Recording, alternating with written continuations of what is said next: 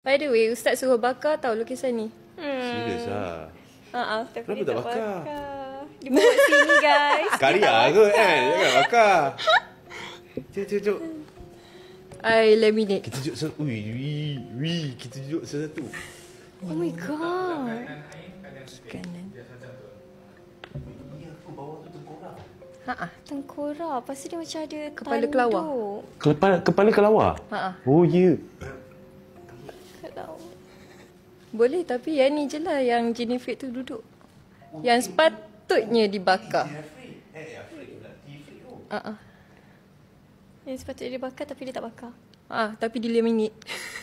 Laminate tak jadi apa. Dia bukan tak keluar. Kalau tengok yang bahagian ni, sebenarnya I dah ada niat dah nak bakar. Macam okey lah, bakar je lah kan. Oh, you potong kau? Sebab yang ni I guna untuk buat I guna untuk unlock pintu dom. So niat dah ada nak bakarkan, tapi tukar fikiran.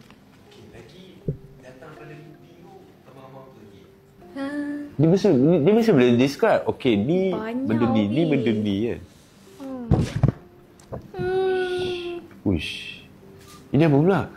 Tak tahu. Tak tahu sebab lepas yang Jennifer ni tak jumpa dah Ustaz. Yang ni lepas Jennifer. Diorang akan kacau you dalam mimpi datang macam ni lah. Yang ni dia datang singgah sekejap je lah. Oh, dia tak ada berinteraksi dengan you? Tak ada. Dia macam dalam mimpi tu dia kawasan hutan. Dia, and macam ada berasap macam tu lah. You tunjuk satu gambar. Lepas tu you bagi tahu, okay, ni kisah dia apa? Dia kat mana you nampak dia apa semua? Boleh. Okay, ni kat mana you nampak dia? Dalam mimpi tu dia dekat dalam hutan. Yang ni? Okay, next. And macam dia berasap macam tu, dia datang, jenguk. Oh, dia tengok macam tu? Lepas tu hilang. Okay, so you I ingat... bangun tu, I terus tulis note. You? Takkan lupa. Tinggi ke? Besar. Besar yang berjubah. Oh, dia berjubah? Oh, yang Jifrit tu? Yang Jennifer ni tak... Yang ni masalahnya I lukis sebelum I dapat tahu I ada benda. Tapi yang ni gambar Ini melukis daripada otak lah keluar. Tak buat je. Dia ilham dari mimpi lah. Ilham dari mimpi. Dia macam dekat satu tempat ni ada banyak mayat, and then dia ada letak dekat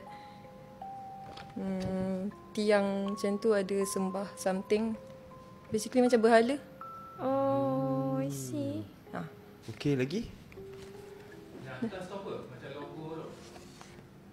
Bulan and then like basically segitiga.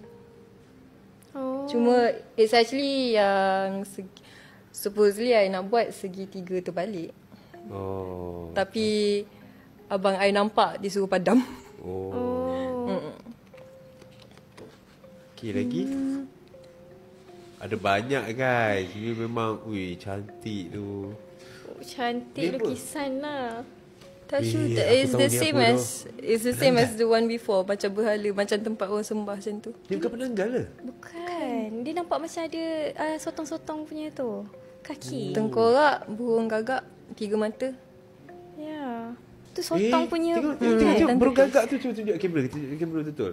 my Ada 3 mata siap.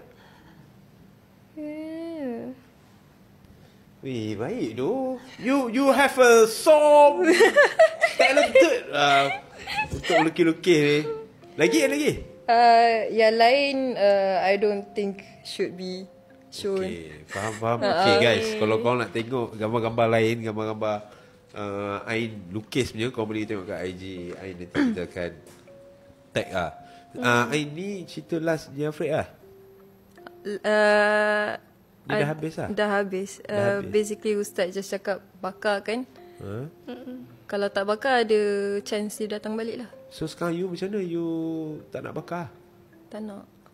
Kenapa tak nak makan? Tak nak. So now you okay lah. Tak ada apa-apa gangguan. Macam dulu sebelum dia jalan seorang-seorang pun tak ada lah. Oh, datang pagi. Tadi tengah bersiap. Time bersiap tu dia datang kacau. Dia just rasa macam berat gila. Macam malas nak pergi. Bukan, just macam something is like dragging you down.